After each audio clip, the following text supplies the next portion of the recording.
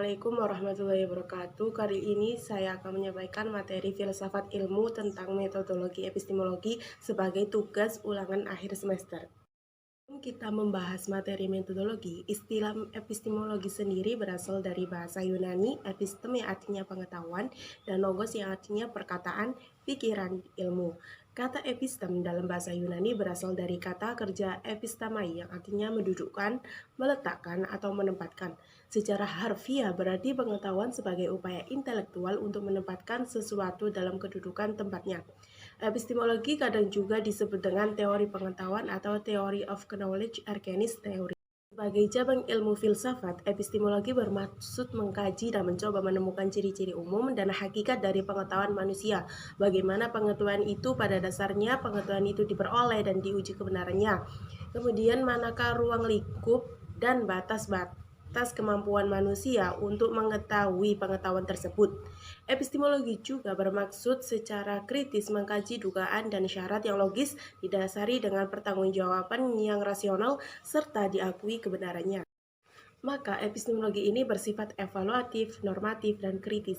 Evaluatif artinya bersifat menilai, yang ia nilai apakah suatu keyakinan, sikap, pendapat, teori pengetahuan dapat dibenarkan dan dapat dipertanggungjawabkan. Normatif, yaitu menentukan norma atau tolak ukur penalaran bagi kebenaran pengetahuan.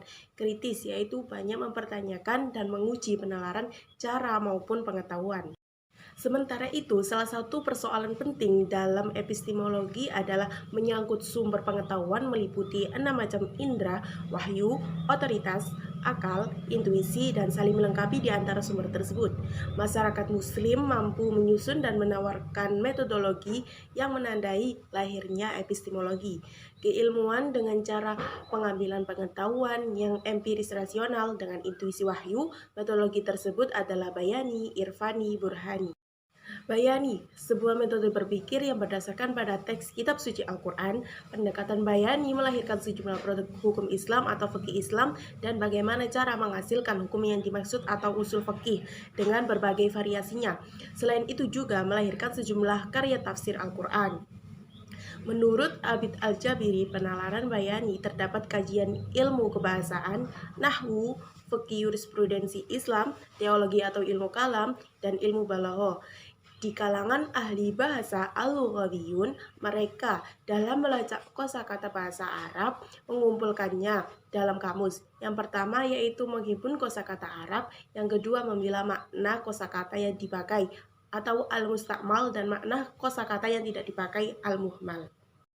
Irfani adalah model penalaran yang berdasarkan atas pendekatan dan pengalaman spiritual langsung atas realitas yang tampak. Metodologi dalam pendekatan ini mampu menyusun dan mengembalikan ilmu kesufian.